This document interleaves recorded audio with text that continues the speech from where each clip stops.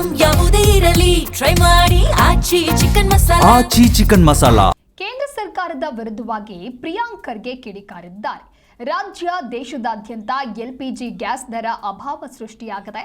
LPG CNG gas ಕೊರತೆಗೆ ಕೇಂದ್ರ ಸರ್ಕಾರವೇ ನೇರ ಹೊಣೆ ಅಂತ ತಿಳಿಸಿದ್ದಾರೆ.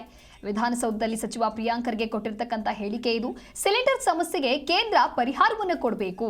ಆಟೋದವರಿಗೆ ಗಿಗ್ ವರ್ಕರ್ಗೆ ಸಮಸ್ಯೆ ಆಗ್ತಾ ಇದೆ, ಹಾಗಾಗಿ ಕೇಂದ್ರ ಸರ್ಕಾರದ ಪರಿಹಾರವನ್ನು ನೀಡ್ತಾ ಇಲ್ಲ ಅನ್ನೋದಾಗಿ ಆರೋಪಿಸಿದ್ದಾರೆ.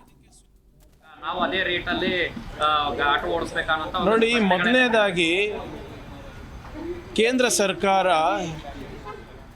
LPGದಿರ್ಬೋದು, CNGದಿರ್ಬೋದು, ಫರ್ಟಿಲೈಸರ್ದಿರ್ಬೋದು ಶಾರ್ಟೇಜ್ ಉಂಟಾಗುತ್ತೆ. ಇದರಲ್ಲಿ ಇದು ಒಂದು ಸಮಸ್ಯೆ ಉದ್ಭವ ಆಗುತ್ತೆ ಅಂತ ಫಸ್ಟ್ ಅವರು ತಿಳ್ಕೊಂಡು ಅದಕ್ಕೆ ಸೂಕ್ತವಾದಂಥ ಪರಿಹಾರ ಕೊಡಬೇಕು.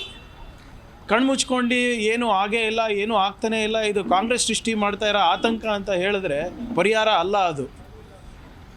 ಎಷ್ಟೊಂದು ದೇವಸ್ಥಾನಗಳಲ್ಲಿ ದಾಸೋಹ ನಿಂತೋಗಿದೆ. ವಾರಣಾಸಿನಲ್ಲಿ ಪ್ರಧಾನಮಂತ್ರಿಯ ಸ್ವಂತ ಪಾರ್ಲಿಮೆಂಟ್ ಕಾನ್ಸ್ಟಿಟ್ಯೂನ್ಸಿನಲ್ಲಿ ಮ್ಯಾನುಫ್ಯಾಕ್ಚರಿಂಗ್ ನಿಂತೋಗ್ಬಿಟ್ಟಿದೆ. ಪುಣೆನಲ್ಲಿ ಟಾಟಾದವರು ಮ್ಯಾನುಫ್ಯಾಕ್ಚರಿಂಗ್ 50% ಇಳಿಸಿದ್ದಾರೆ.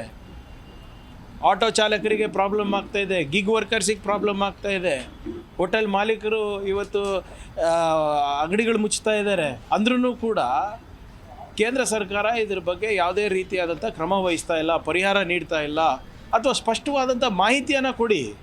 ಆಯ್ತಪ್ಪ, ಎಲ್ಲೋ ಯುದ್ಧ ನಡೀತಾ ಇದೆ, ಅದರ ಪರಿಣಾಮವಾಗಿ ಇವೆಲ್ಲ ಆತಂಕಗಳು ಎದುರಿಸ್ಬೇಕಾಗ್ತದೆ ಅಂತ ಹೇಳಬೇಕಲ್ಲ. ಇಲ್ಲ, ಏನು ಆತಂಕ ಪಡೋದು ಅವಶ್ಯಕತೆಯೇ ಇಲ್ಲ, ನಮ್ಮ ಹತ್ರ 75 ದಿನದ ಇಂಧನ ಇದೆ ಅಂದ್ಬಿಟ್ಟು ಎಸೆನ್ಷಿಯಲ್ ಸರ್ವಿಸ್ ಮೇಂಟೆನೆನ್ಸ್ ಆ್ಯಕ್ಟ್ ಜಾರಿ ಮಾಡ್ತೀರಾ, ಎಸೆನ್ಷಿಯಲ್ ಕಮಾಡಿಟೀಸ್ ಆ್ಯಕ್ಟನ್ನು ಜಾರಿ ಮಾಡ್ತೀರಾ, LPGನ ನಿಯಂತ್ರಣ ಮಾಡ್ತೀರಾ, ಬುಕ್ಕಿಂಗ್ಸ್ನ